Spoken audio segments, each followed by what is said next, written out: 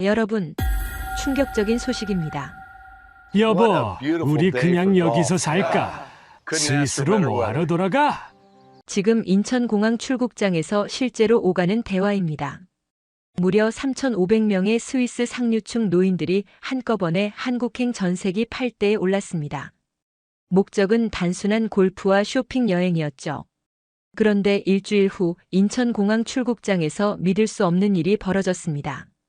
70대, 80대 노인들이 게이트 앞에서 발걸음을 떼지 못하기 시작한 겁니다. 이런 나라가 정말 존재했다니. 우리가 평생 착각하고 산 거 아니야? 이 충격적인 장면은 BBC를 통해 전 유럽으로 생중계됐고 단 하루 만에 조회수 500만을 돌파했습니다. 그 여파로 한국행 항공편은 전부 매진, 인천공항은 하루 입국자 사상 최대 기록을 경신했습니다.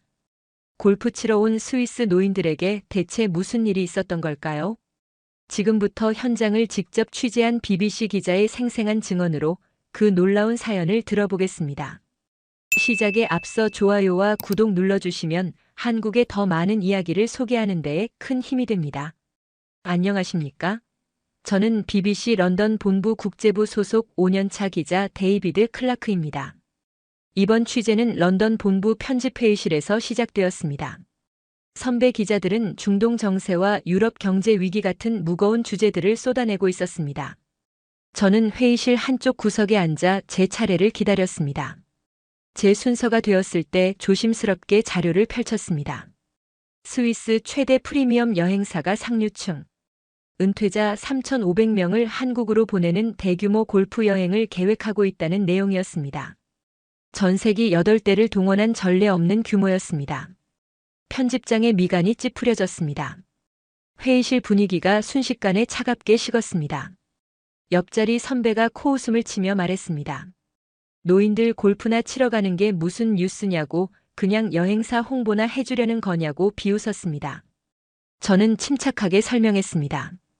참가자 대부분이 은퇴한 프라이빗 뱅커, 제약회사 임원, 고위 변호사들이라고 했습니다.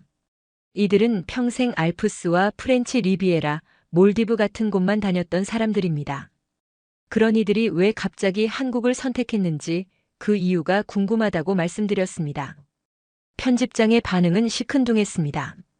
할 일 없으면 그거라도 취재해보라는 식이었습니다. 다른 선배 한 명은 대놓고 말했습니다. 노인들 효도 관광 취재하러 가는 거면 차라리 알프스 요양원이나 가보라고 했습니다. 그 순간 제 얼굴이 화끈거렸지만 저는 이 취재를 반드시 성공시켜야겠다고 다짐했습니다. 동행하기로 한 촬영 감독은 출발 전부터 불만이 가득했습니다. 15년 경력의 베테랑인 그는 분쟁 지역과 재난 현장을 주로 찍어온 사람이었습니다. 노인들 여행이나 따라다니는 게 자존심 상한다는 표정이 역력했습니다. 공항으로 가는 차 안에서 그는 계속 투덜거렸습니다. 골프장이나 찍다 오겠네, 시간 낭비라고 중얼거렸습니다. 저는 대꾸하지 않았습니다. 곧 그도 생각이 바뀔 거라고 확신했습니다. 제네바 공항에 도착한 순간 우리는 예상치 못한 광경을 마주했습니다. 활주로에 나란히 서 있는 8대의 대형 전세기. 각 항공기의 꼬리 날개에는 태극기가 선명하게 그려져 있었습니다. 이것은 단순한 관광 여행이 아니었습니다. 한 국가가 자신의 위상을 보여주는 무대였습니다. 탑승 게이트 앞에는 70대, 80대 노인들이 줄지어 서 있었습니다. 그들의 옷차림과 품격은 남달랐습니다. 평생 유럽 상류층으로 살아온 사람들의 여유가 느껴졌습니다. 저는 마이크를 들고 그들에게 다가갔습니다. 한국 방문에 대한 기대를 묻는 간단한 질문이었습니다. 한 70대 남성은 제주도 골프장이 아름답다는 소문을 들었다고 했습니다. 은퇴 후 마지막으로 가보고 싶었던 곳이라고 했습니다. 그의 목소리에는 큰 기대감이 없었습니다. 그저 버킷리스트 하나를 지우러 가는 정도였습니다. 또 다른 80대 노신사는 솔직하게 말했습니다. 한국이 어떤 나라인지 잘 모르지만 여행사에서 추천해서 왔다고 했습니다. 골프만 잘 칠 수 있으면 된다는 투였습니다. 저는 그들의 얼굴을 하나하나 기억해 두었습니다. 며칠 후 그 표정들이 어떻게 변할지 궁금했습니다. 비행기에 탑승하기 직전 촬영 감독이 제게 말했습니다. 정말 이거 취재할 가치가 있는 거냐고 그냥 노인들 여행 브이로그 찍는 거 아니냐고 했습니다. 저는 단호하게 대답했습니다. 며칠만 지켜보시라고 우리가 상상하지 못한 뭔가를 발견하게 될 거라고 했습니다. 긴 비행 시간 동안 저는 한국에 대해 조사한 자료들을 다시 읽었습니다. 최근 한국의 의료 관광 산업이 급성장했다는 통계가 눈에 들어왔습니다. 특히 유럽 노인들이 건강검진과 치료를 목적으로 한국을 찾는 사례가 늘고 있다는 내용이었습니다. 하지만 숫자만으로는 설명되지 않는 무언가가 있었습니다. 왜 평생 최고급 서비스만 받아온 스위스 상류층 노인들이 한국을 선택하는지 그 진짜 이유를 저는 직접 확인하고 싶었습니다. 비행기가 인천공항 상공을 지날 때 저는 창밖을 내다보았습니다. 바다 위에 건설된 거대한 인공섬 공항이 보였습니다. 그 순간 저는 직감했습니다. 이 나라는 불가능을 현실로 만드는 곳이라는 것을 말입니다. 옆자리에 앉은 한 노신사가 창밖을 보며 중얼거렸습니다. 공항이 참 크다고 생각보다 현대적인 나라인 것 같다고 했습니다. 그의 목소리에는 약간의 놀라움이 섞여 있었습니다. 저는 속으로 생각했습니다. 이건 시작일 뿐이라고 진짜 놀라움은 지금부터라고 말입니다. 비행기 문이 열리는 순간 완전히 다른 세상이 우리를 맞이했습니다. 인천공항 입국장에는 거대한 환영 현수막이 걸려 있었습니다. 입국장에 어마어마한 인파가 동시에 쏟아져 나왔지만 공항 내부는 조금의 혼란도 없었습니다. 마치 정교하게 짜인 교향곡처럼 모든 것이 질서정연하게 움직이고 있었습니다. 우리를 가장 먼저 맞이한 것은 사람이 아니었습니다. 부드럽게 미끄러지며 다가온 흰색 로봇이었습니다. 키는 성인 허리 정도 높이였고 화면에는 친근한 얼굴이 그려져 있었습니다. 로봇이 완벽한 영어 발음으로 인사했습니다. 촬영 감독이 놀란 표정으로 저를 쳐다봤습니다. 저 역시 당황스러웠습니다. 런던 히드로 공항에서는 상상도 할 수 없는 광경이었습니다. 저는 그 장면을 카메라에 담으며 깨달았습니다. 이것은 단순한 서비스가 아니라 기술과 인간의 배려가 완벽하게 결합된 시스템이라는 것을 말입니다. 수화물을 찾는 곳은 더욱 놀라웠습니다. 거대한 모니터에 실시간으로 모든 가방의 위치가 표시되고 있었습니다. 제 가방이 지금 어디쯤 오고 있는지, 몇 번 컨베이어 벨트로 나올지 모두 화면에 나타났습니다. 저는 공항 곳곳을 돌아다니며 취재를 계속했습니다.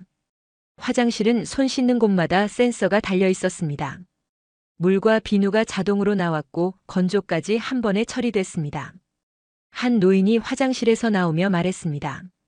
이런 화장실은 처음 본다고 스위스 최고급 호텔보다 깨끗하고 편리하다고 했습니다. 공항 로비로 나오자 또 다른 광경이 펼쳐졌습니다. 대형 스크린에는 실시간 교통 정보가 표시되고 있었습니다. 서울 시내까지 가는 모든 교통편의 출발 시간과 소요 시간이 한눈에 보였습니다. 지하철, 버스, 택시 모든 정보가 영어로도 완벽하게 제공되고 있었습니다. 공항 밖으로 나가는 길목에서 저는 한 가지를 더 발견했습니다. 곳곳에 설치된 의자와 휴식 공간이었습니다. 모든 의자는 허리를 받쳐주는 구조로 되어 있었고 높이도 노인들이 앉고 일어나기 편하게 설계되어 있었습니다. 촬영 감독이 제게 말했습니다. 이제 좀 알겠다고 왜 사람들이 한국을 다시 찾는지 이해가 간다고 했습니다. 저도 고개를 끄덕였습니다. 우리가 공항을 빠져나오는 데 걸린 시간은 총 30분이었습니다. 그 많은 인파가 동시에 입국했는데도 말입니다. 런던이었다면 최소 4시간은 걸렸을 것입니다. 버스에 오르며 저는 확신했습니다. 이 여행은 우리가 예상했던 것과는 완전히 다른 이야기가 될 거라고 말입니다. 제주행 비행기는 예상보다 훨씬 쾌적했습니다. 국내 선임에도 좌석 간격이 넓었고 노인들을 위한 배려가 곳곳에 있었습니다. 승무원들은 영어로 능숙하게 안내했고 필요한 것이 없는지 수시로 확인했습니다. 1시간 남짓 비행 끝에 제주공항에 도착했습니다. 공항에서 골프장까지 가는 길, 창밖 풍경은 그 자체로 하나의 그림이었습니다. 푸른 바다와 한라산이 어우러진 모습에 노인들은 연신 감탄했습니다. 골프장에 도착한 순간 저는 왜 이들이 한국을 선택했는지 비로소 이해할 수 있었습니다. 클럽하우스 입구에는 직원들이 일렬로 서서 우리를 맞이했습니다. 단순한 인사가 아니었습니다. 각 노인의 이름을 부르며 개별적으로 환영했습니다. 어떻게 우리 이름을 다 알고 있는지 신기했습니다. 한 직원이 다가와 설명했습니다. 사전에 모든 참가자의 정보를 받았고 각자의 건강 상태와 골프 실력까지 파악해 두었다고 했습니다. 그래서 맞춤형 서비스를 제공할 수 있다고 했습니다. 골프 카트가 준비되어 있었습니다. 일반 카트가 아니었습니다. 좌석에는 허리를 받쳐주는 쿠션이 달려 있었고 손잡이도 노인들이 잡기 편하게 굵게 만들어져 있었습니다. 카트마다 작은 냉장고가 설치되어 있어 시원한 음료를 언제든 마실 수 있었습니다. 한 노인이 카트에 앉으며 말했습니다. 이런 배려는 알프스에서도 받아본 적이 없다고 했습니다. 첫 홀로 향하는 길 캐디가 우리를 맞이했습니다. 그는 50대 중반으로 보이는 남성이었는데 영어를 유창하게 구사했습니다.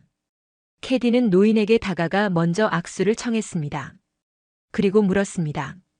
평소 골프를 얼마나 자주 치시는지, 어떤 클럽을 선호하시는지, 건강상 불편한 곳은 없는지 세심하게 확인했습니다. 노인은 최근 무릎이 좋지 않다고 말했습니다.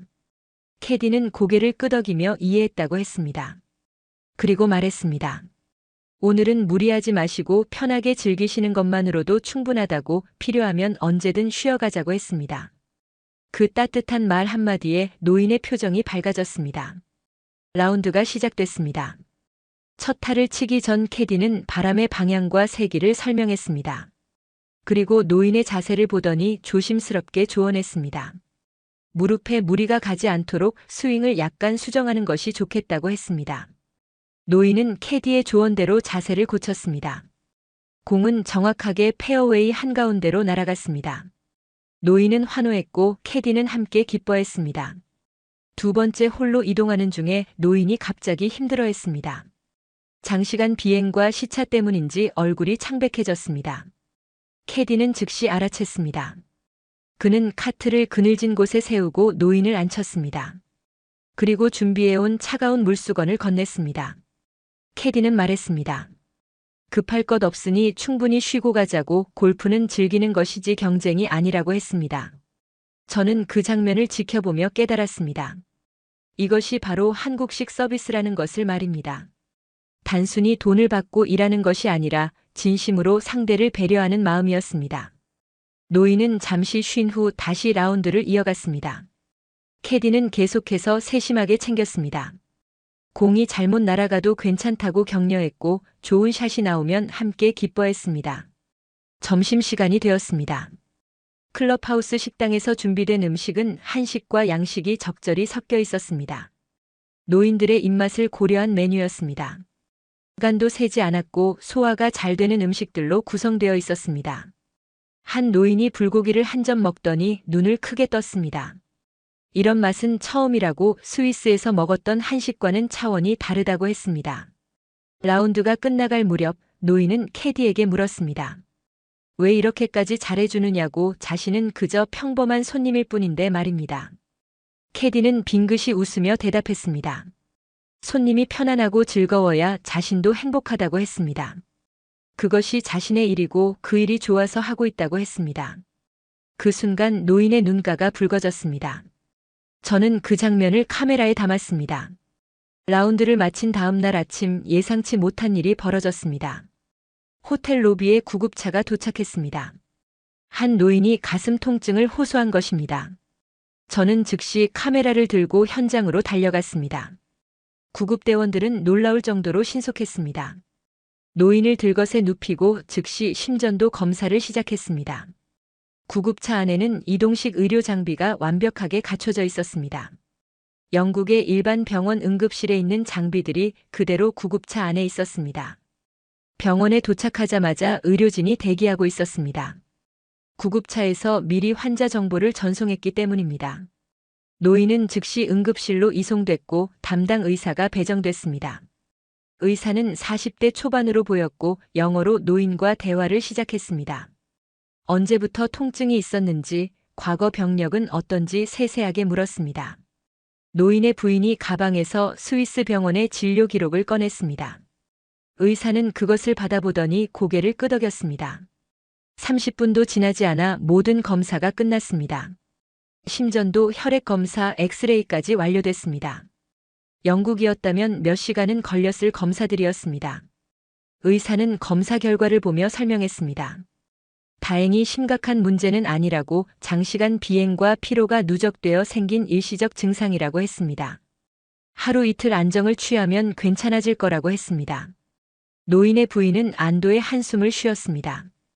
그리고 조심스럽게 물었습니다. 비용이 얼마나 나오느냐고 했습니다. 병원 직원이 계산서를 가져왔습니다. 노인 부부는 그 금액을 보고 깜짝 놀랐습니다. 저도 놀랐습니다. 영국의 10분의 1도 안 되는 금액이었습니다. 노인의 부인이 다시 물었습니다.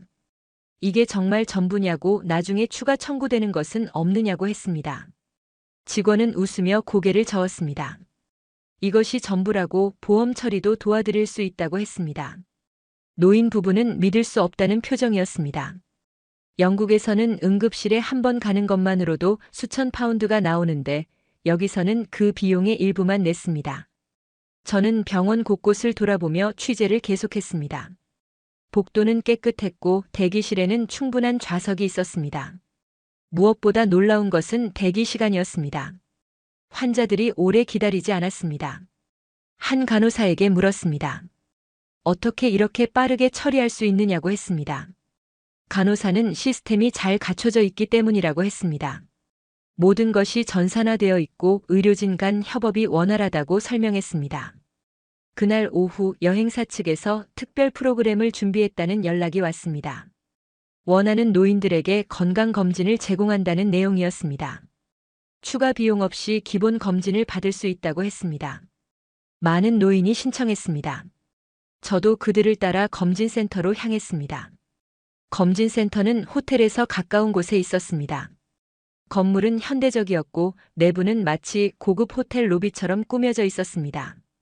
병원 특유의 차갑고 딱딱한 분위기가 전혀 없었습니다. 접수를 마치고 대기실에서 기다리는 동안 한 노인이 제게 말했습니다.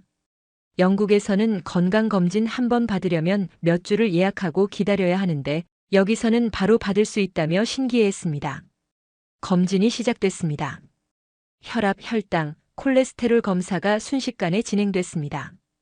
의료진은 노인들에게 하나하나 설명하며 진행했습니다. 불편한 것은 없는지, 걱정되는 부분은 없는지 계속 확인했습니다. 한 노인은 최근 혈당 수치가 높게 나와 걱정하고 있었습니다. 담당 의사는 그의 검사 결과를 보며 조언했습니다. 식습관을 조금만 바꾸면 충분히 조절할 수 있다고 구체적인 식단까지 제안했습니다. 그리고 말했습니다. 한국 음식 중에는 혈당 조절에 도움이 되는 것들이 많다고, 이번 여행 중에 그런 음식들을 먹어보라고 권했습니다. 노인은 감동했습니다. 영국 의사들은 항상 약을 처방하기 바빴는데 여기서는 생활 습관부터 바꾸려고 도와준다며 고마워했습니다. 검진이 끝난 후 모든 결과는 영어로 번역되어 제공됐습니다. 각 항목마다 정상 범위와 비교한 그래프가 그려져 있었고 주의해야 할 부분은 별도로 표시되어 있었습니다. 저는 한 노인과 인터뷰를 진행했습니다.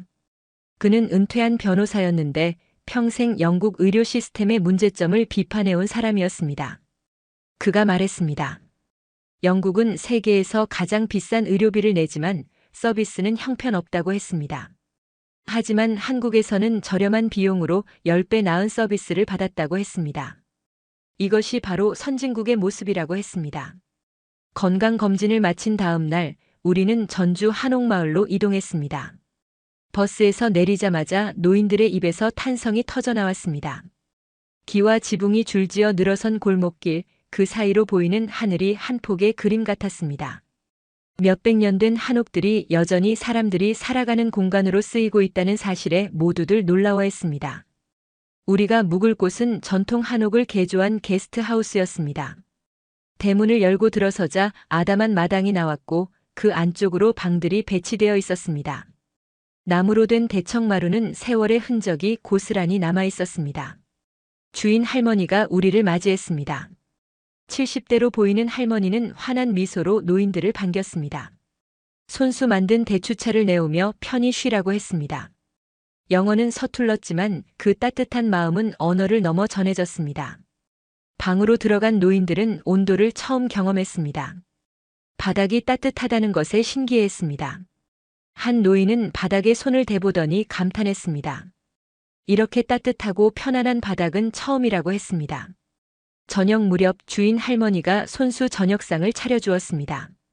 나물 반찬, 김치, 그리고 갓 지은 쌀밥이 소박하게 차려졌습니다. 노인들은 처음에는 낯설어했지만 한 숟가락 뜨는 순간 표정이 달라졌습니다. 한 노인이 말했습니다. 이 음식에는 할머니의 정성이 느껴진다고 유럽 레스토랑에서는 절대 맛볼 수 없는 것이라고 했습니다. 식사 후 마당에 모여 앉았습니다. 가을 저녁 공기는 선선했고 하늘에는 별이 총총했습니다. 도시에서는 볼 수 없는 맑은 밤하늘이었습니다. 그때 옆집에서 젊은이들이 나왔습니다. 20대로 보이는 대학생들이었습니다. 그들은 한옥 체험을 하러 온 한국 젊은이들이었습니다. 할머니가 그들을 우리에게 소개했습니다. 자연스럽게 대화가 시작됐습니다. 한 대학생이 영어로 물었습니다. 한국은 어떠냐고, 여행은 즐겁냐고 했습니다. 노인들은 자신들이 경험한 것들을 이야기하기 시작했습니다. 골프장에서의 감동, 병원에서의 놀라움, 그 모든 것을 나눴습니다. 젊은이들은 진지하게 들었습니다. 그리고 말했습니다. 자신들도 한국의 전통을 제대로 경험해 본 적이 없다고, 이번 기회에 할머니께 많은 것을 배우고 있다고 했습니다. 한 노인이 물었습니다. 젊은 세대도 이런 전통 문화에 관심이 있느냐고 했습니다. 대학생은 고개를 끄덕였습니다. 요즘 젊은이들 사이에서 전통 문화가 다시 유행하고 있다고, 한복을 입고 한옥을 체험하는 것이 트렌드라고 설명했습니다. 노인들은 놀라워했습니다. 유럽에서는 젊은이들이 옛것에 관심이 없는데 한국에서는 오히려 젊은 세대가 전통을 지키려 한다는 것이 신기했습니다. 밤이 깊어가자 할머니가 방으로 들어가라고 했습니다. 온돌이 더 따뜻해질 시간이라고 했습니다. 방에 누운 노인 중 한 명이 놀라운 이야기를 했습니다. 수십 년간 허리 통증으로 고생했는데 온돌에서 자고 나니 통증이 많이 줄었다고 했습니다. 따뜻한 바닥이 허리를 풀어준 것 같다고 했습니다. 다음 날 아침 할머니는 된장국과 김치찌개를 준비해 주었습니다. 밥상 위에는 어제와는 다른 반찬들이 올라왔습니다. 할머니는 노인들의 건강을 생각해서 매일 다른 나물을 준비했다고 했습니다. 식사를 마치고 한옥마을을 산책했습니다. 골목길을 걷는데 작은 찻집이 보였습니다. 전통차를 파는 곳이었습니다. 찻집 안으로 들어가자 조용하고 평화로운 분위기가 우리를 감쌌습니다. 주인은 60대 여성이었는데 직접 차를 우려주었습니다. 녹차 한 잔을 따르는 동작이 하나의 예술처럼 느껴졌습니다.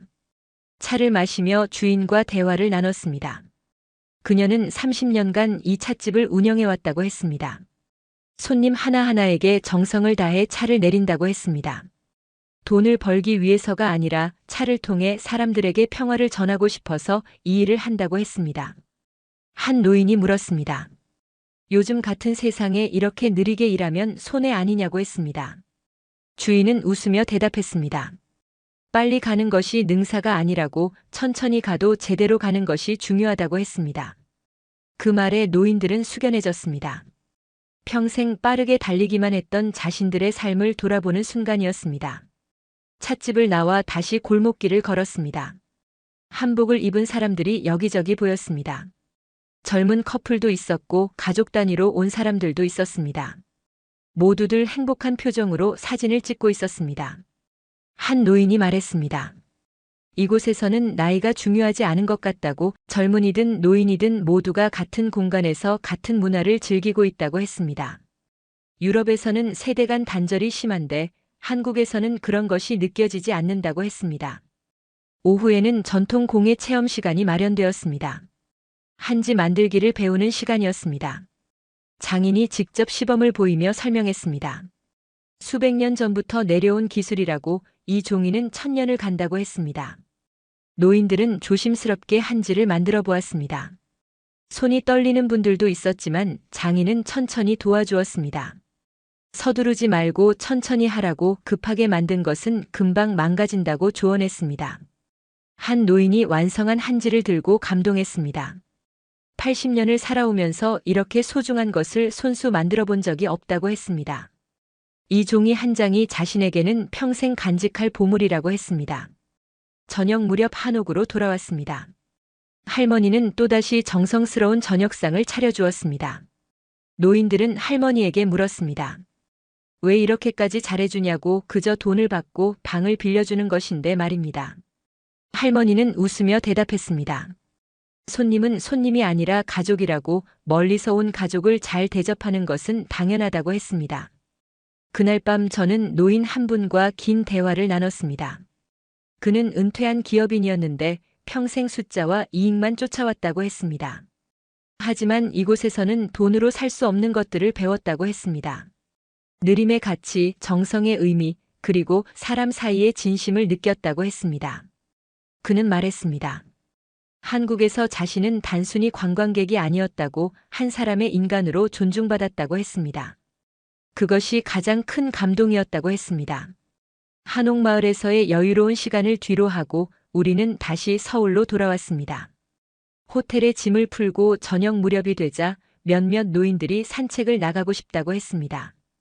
가이드는 자유롭게 나가도 된다고 했습니다. 다만 너무 멀리 가지는 말라고 당부했습니다. 한 노인 부부가 호텔 근처를 걸어보겠다며 나갔습니다. 저는 카메라를 들고 그들을 따라갔습니다. 밤 10시가 넘은 시간이었습니다. 런던이었다면 절대 밤에 나다니지 않을 시간입니다. 하지만 서울 거리는 여전히 사람들로 북적였습니다. 밝은 가로등 아래 사람들은 자유롭게 걸어다니고 있었습니다. 노인 부부는 조심스럽게 걸었습니다. 주변을 계속 살폈습니다.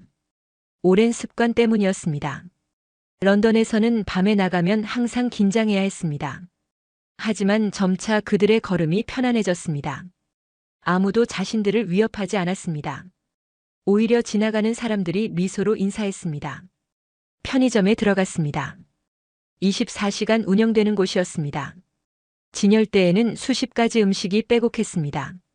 삼각김밥부터 도시락, 샌드위치, 과일까지 모든 것이 준비되어 있었습니다. 노인은 삼각김밥을 하나 집어들었습니다. 어떻게 먹는지 몰라 당황했습니다. 점원이 다가와 친절하게 설명했습니다. 영어는 서툴렀지만 손짓 발짓으로 포장을 뜯는 방법을 알려주었습니다. 노인은 김밥을 한 입 베어 물었습니다. 그리고 눈이 커졌습니다. 이렇게 맛있는 음식을 편의점에서 살 수 있다니 믿을 수 없다는 표정이었습니다. 계산을 하는데 금액이 너무 저렴했습니다. 런던 편의점의 절반도 안 되는 가격이었습니다. 노인 부부는 여러 개를 더 샀습니다. 편의점을 나와 다시 걷기 시작했습니다. 그때 한 카페가 눈에 들어왔습니다.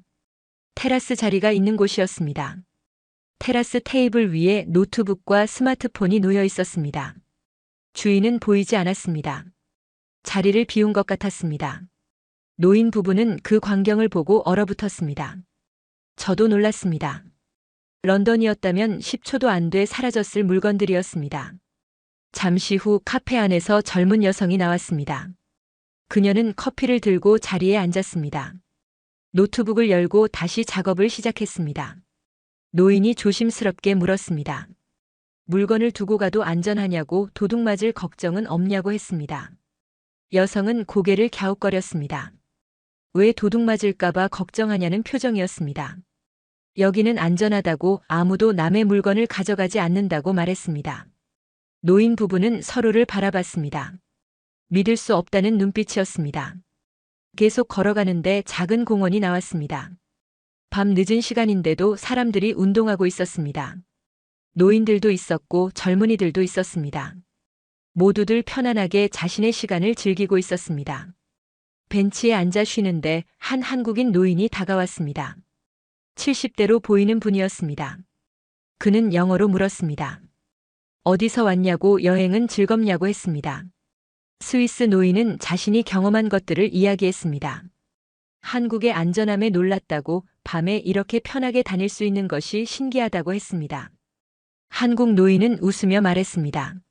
한국은 세계에서 가장 안전한 나라 중 하나라고, 밤에 다녀도 걱정할 것이 없다고 했습니다. 그래서 자신도 매일 밤 산책을 나온다고 했습니다. 두 노인은 한참을 대화했습니다. 언어는 달랐지만 같은 세대로서 공감하는 부분이 많았습니다. 한국 노인은 스위스 노인에게 말했습니다. 한국에서 여생을 보내는 것도 좋을 거라고, 노인들이 살기 좋은 나라라고 했습니다. 다음 날 오후 노인들 중 일부가 대형마트에 가보고 싶다고 했습니다. 한국 사람들이 일상적으로 이용하는 곳을 직접 보고 싶다는 것이었습니다.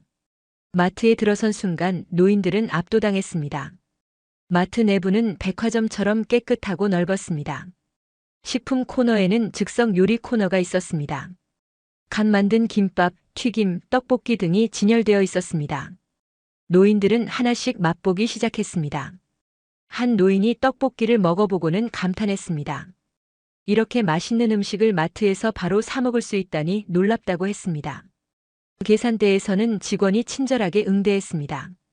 무거운 물건은 직접 봉투에 담아주었고 노인들이 들기 편하게 나눠 담았습니다. 마트를 나오며 노인들은 말했습니다.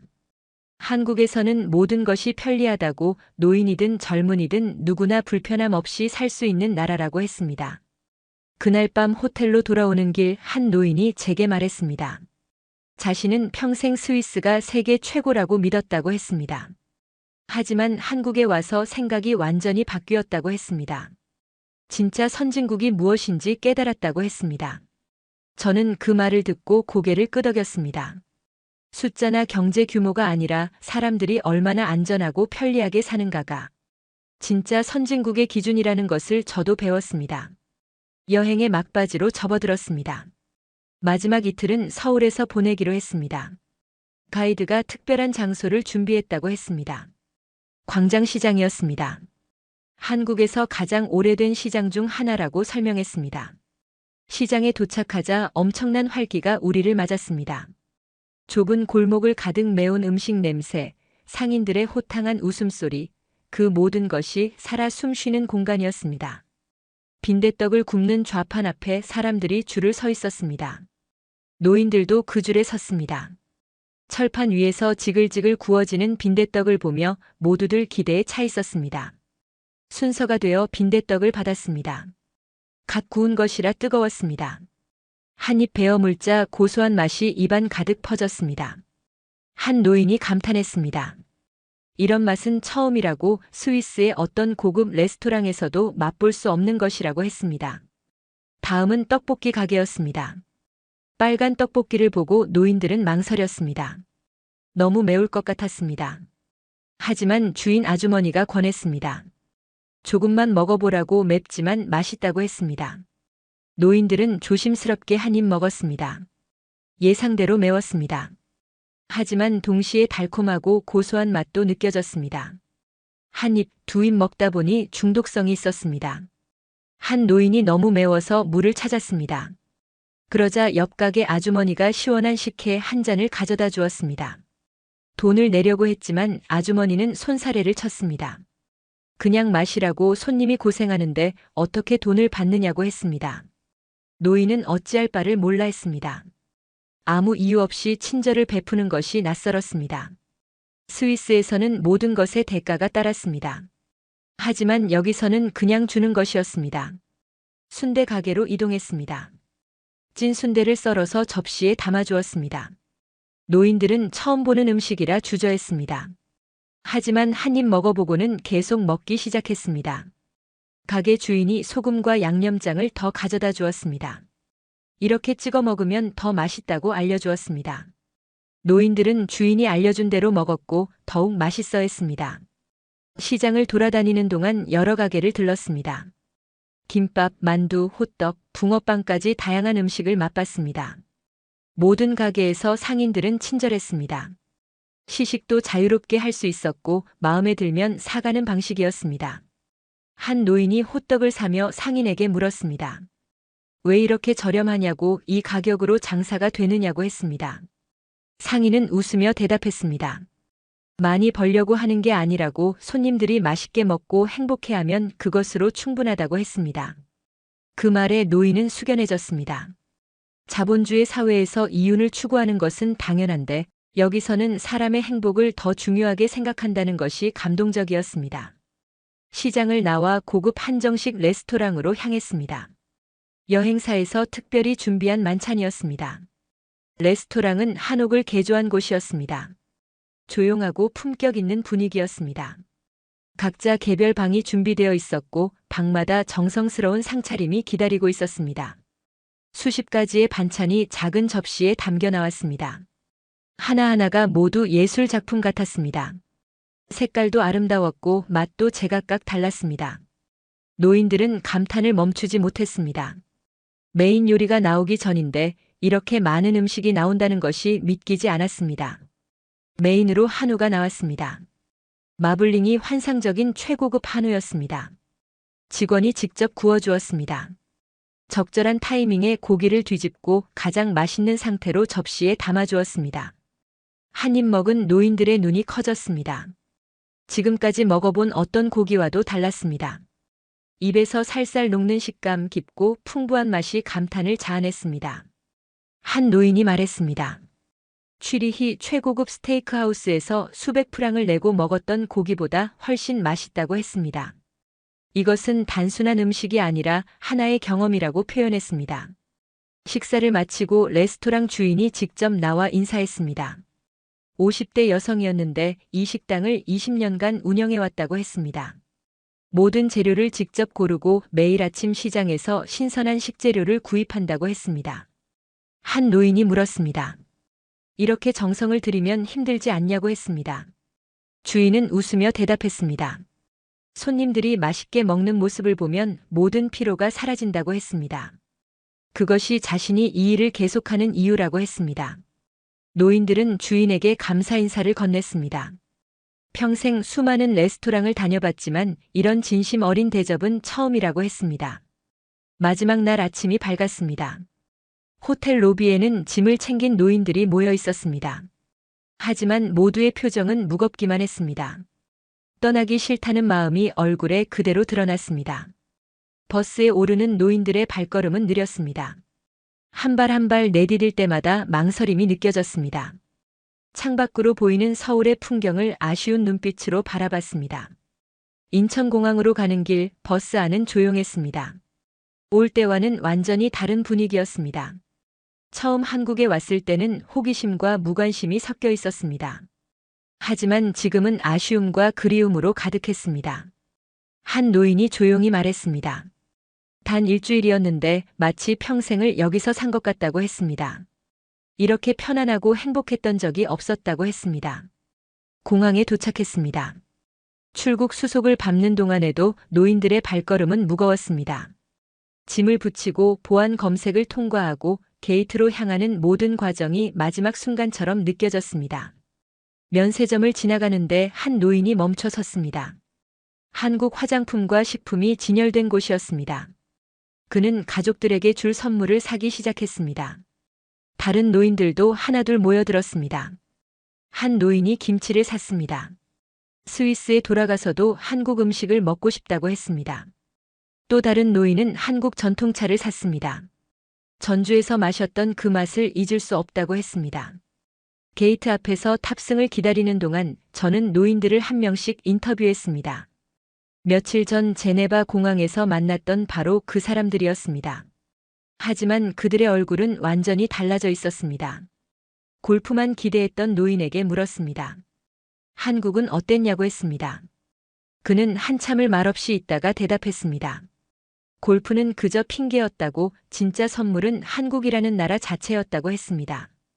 이곳에서 자신은 단순한 관광객이 아니라 한 명의 인간으로 존중받았다고 했습니다. 무관심했던 노인에게도 물었습니다. 생각이 바뀌었냐고 했습니다. 그는 눈시울을 붉히며 말했습니다. 자신이 얼마나 오만했는지 깨달았다고, 한국을 무시했던 자신이 부끄럽다고 했습니다. 이곳에서 배운 것은 평생 간직할 것이라고 했습니다. 탑승 시간이 되었습니다. 노인들이 하나둘 게이트를 통과하기 시작했습니다. 그런데 게이트 앞에서 한 노인이 멈춰 섰습니다. 그는 발을 떼지 못했습니다. 직원이 다가와 물었습니다. 괜찮으시냐고, 몸이 불편하시냐고 했습니다. 노인은 고개를 저었습니다. 그리고 말했습니다. 돌아가기 싫다고, 여기 더 있고 싶다고 했습니다. 주변 노인들이 공감했습니다. 자신들도 같은 마음이라고 했습니다. 한 노인은 진지하게 말했습니다. 은퇴 후 이곳으로 이주하는 것을 고려하겠다고 했습니다. 결국 모두 비행기에 올랐습니다. 하지만 그 누구도 기쁜 표정이 아니었습니다. 창밖으로 보이는 인천공항을 끝까지 바라봤습니다. 비행기가 이륙했습니다. 한국 땅이 점점 멀어졌습니다. 노인들은 창밖을 응시했습니다. 누군가는 조용히 눈물을 닦았습니다. 저는 그 모든 장면을 카메라에 담았습니다. 런던에 도착한 저는 곧바로 편집실로 향했습니다. 며칠간 밤을 새워 영상을 편집했습니다. 노인들의 인터뷰, 한국에서의 경험, 그리고 마지막 공항에서의 모습까지 모든 것을 담았습니다. 편집회의가 열렸습니다. 편집장과 선배 기자들이 제 영상을 시청했습니다. 회의실은 조용했습니다. 영상이 끝나자 침묵이 흘렀습니다. 편집장이 먼저 입을 열었습니다. 이것은 단순한 여행 기사가 아니라고 한 나라의 진짜 모습을 담은 르포라고 했습니다. 즉시 방송하겠다고 결정했습니다. 그날 밤 제 리포트가 방송됐습니다. 처음에는 심야 시간대였습니다. 하지만 방송이 나가자마자 반응이 폭발했습니다. 시청자들이 소셜미디어에 영상을 공유하기 시작했습니다. 댓글이 쏟아졌습니다. 이것이 진짜 한국이냐고 믿을 수 없다는 반응들이었습니다. 다음 날 아침 영상은 인터넷을 뜨겁게 달궜습니다. 조회수가 급증했습니다. 하루 만에 500만 뷰를 돌파했습니다. 유럽 전역에서 사람들이 이 영상을 찾아봤습니다. 반응은 뜨거웠습니다. 한국행 항공권을 검색하는 사람들이 급증했습니다. 여행사들은 한국 여행 상품 문의가 폭주한다고 했습니다. 특히 은퇴자들의 반응이 강렬했습니다. 자신들도 한국에 가보고 싶다는 댓글이 넘쳤습니다. 일부는 장기 체류를 알아보겠다고 했습니다. 방송국에는 인터뷰 요청이 쇄도했습니다. 다른 언론사들도 한국을 취재하기 시작했습니다. 한국은 순식간에 유럽 언론의 주요 관심사가 되었습니다. 여행에 참가했던 노인들도 각자의 지역에서 인터뷰를 했습니다. 그들은 한국에서의 경험을 생생하게 전했습니다. 한국의 의료 시스템, 안전한 사회, 친절한 사람들에 대해 증언했습니다. 한 노인은 지역 신문과의 인터뷰에서 말했습니다. 평생 스위스가 최고라고 믿었는데 한국에 가서 생각이 바뀌었다고 했습니다. 유럽이 배워야 할 것이 많다고 했습니다. 항공사들은 한국행 노선을 증편했습니다. 그럼에도 표가 매진되었습니다. 인천공항은 유럽발 입국자가 급증하며 역대 최고 기록을 경신했습니다. 저는 후속 취재를 나갔습니다. 실제로 한국행 비행기를 탄 사람들을 인터뷰했습니다. 대부분이 60대 이상 은퇴자들이었습니다. 한 여성은 말했습니다. BBC 보도를 보고 바로 항공권을 예약했다고 남은 인생을 의미 있게 보내고 싶어서 한국에 간다고 했습니다. 한국 정부도 움직였습니다. 은퇴자를 위한 장기 체류 비자를 확대한다고 발표했습니다. 의료 관광과 결합한 프로그램도 준비한다고 했습니다. 몇 주 후 저는 다시 한국을 찾았습니다. 후속 보도를 위해서였습니다. 인천공항은 유럽인들로 북적였습니다. 대부분이 노인들이었습니다. 그들은 저를 알아봤습니다. 다가와서 고맙다고 인사했습니다. 제 보도 덕분에 한국을 알게 되었다고 했습니다. 저는 그들을 따라 며칠간 취재했습니다.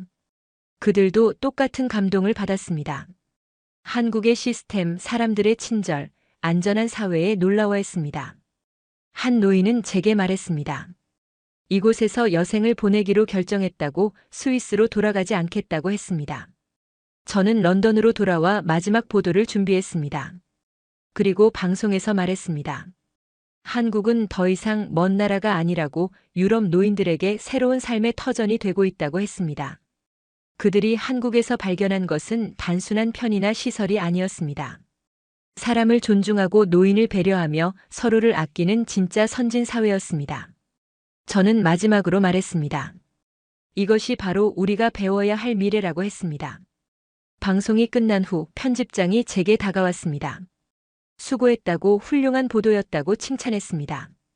조롱하던 선배 기자들도 인정했습니다. 저는 그날 밤 혼자 조용히 생각했습니다.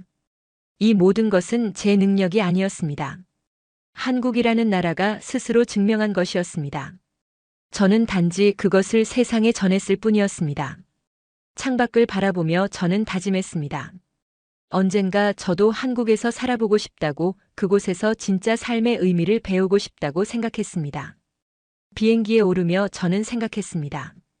언젠가 저도 이곳으로 돌아올 것이라고, 그리고 그때는 취재가 아니라 삶을 위해 올 것이라고 말입니다. 이야기는 여기까지입니다. 스위스 노인들이 한국의 매력에 귀국을 거부한 스토리 어떠셨습니까? 사연의 주인공들에게 응원의 댓글을 남겨주세요. 지금까지 이야기를 전해드렸습니다. 사연이 마음에 드셨다면 좋아요와 구독 부탁드립니다. 시청해주셔서 감사합니다.